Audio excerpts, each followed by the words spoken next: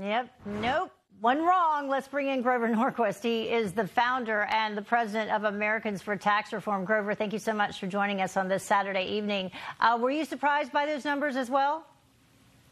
Well, surprised and disappointed. We've been told by the government that it was going to be a higher number, but the government's been doing a lot of things. The Biden administration is threatening to double the capital gains tax to higher than Jimmy Carter's, to bring up the capital gains tax higher than China's, to take our corporate rate higher than China's and higher than Europe's.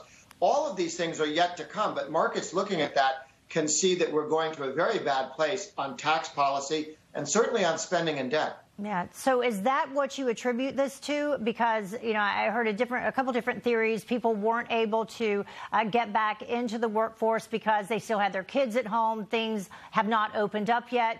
And then you have, of course, the government, the Biden administration, paying people more to stay home than go to work. One of the things that clearly has to happen is we have to change the payments that they're doing for unemployment. States have their own unemployment compensation, and then the federal government, first under the bill Trump signed with Pelosi, which was $600 a week, and then, of course, the $300 a week more recently. Both of those put more than half of the American people in a situation where they can often make more money not working than working.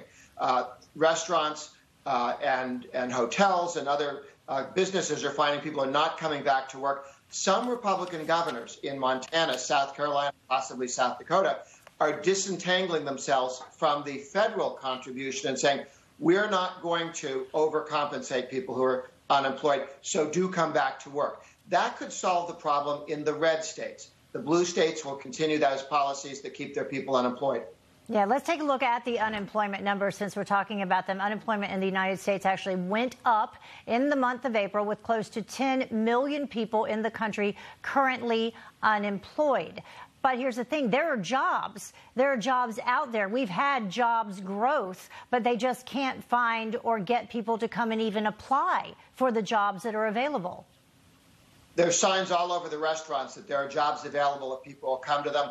The subsidies and the welfare and the money that the federal government's been throwing at people are now keeping them out of work. And an additional damage to the economy, and you're talking about China recently, the president said all of the work that American companies put into finding the vaccine, to getting it on warp speed, to getting it in less than a year rather than more than 2 years, they now want to hand over to other countries for free.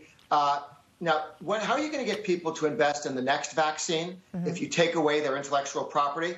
The good news here is that other countries may save us. Germany, Merkel, the leader there, and the entire legislature voted no to breaking the intellectual property rights of firms that have invested in vaccines. It takes a number of countries to agree to do this. Biden cannot do this by himself. And right now, the Germans are providing common sense to tell the United States not to throw away its intellectual property or hand it to the Chinese, to the Indians, and to others to just take advantage of, manufacture stuff. I mean, we've made this vaccine. We can certainly make more of it. We can sell it at a reasonable price to the world. But throwing away the intellectual property, which is why the United States is better off economically than other countries, in addition to the taxes higher than China's on companies, twice as high as China on capital gains.